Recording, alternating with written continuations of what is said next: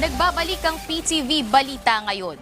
Stranded ngayon sa Strait of Hormuz ang nasa 3,000 Filipino seafarers. Ito'y matapos isarang lagusan ng dagat bunsod ng muling pagsiklab ng kaguluhan sa pagitan ng Amerika at Iran.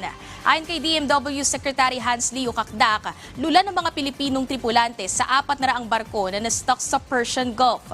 Sa ngayon ay nakipag-ugnayan na ang DMW sa mga manning agencies at mga may-ari ng barko para sa kaligtasan ng ating mga kababayan. Tiniyak din ni Kakdak na tuloy-tuloy ang sahod at benepisyo ng mga Pinoy seaman at mayroon silang sapat na pagkain, gamot at iba pang pangangailangan habang nananatili sila sa kanilang mga barko.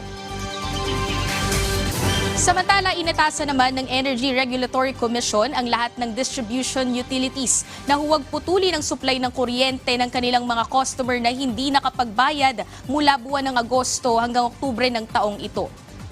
Inatasin din ng ERC ang mga distributor na gawing tingi-tingi o installment ang pagbabayad ng kuryente ng kanilang mga customer na kumukonsumo ng 200 kWh pataas sa loob ng 3 buwan. Ang abisong ito ay inilabas ng ERC alinsunod sa State of National Energy Emergency na nilagdaan ni Pangulong Ferdinand R. Marcos Jr. noong buwan ng Marso dahil sa nangyayaring kaguluhan sa gitnang silangan. Tugon din ito ng ERC sa reklamo o hinanaing ng mga consumer hinggil sa biglaang pagtaas ng singil sa kuryente. At yan ang mga balita sa oras na ito. Para sa iba pang updates, i-follow at i-like kami sa aming social media sites sa @PTVPH. Ako po si Sheila Natividad para sa Bayan.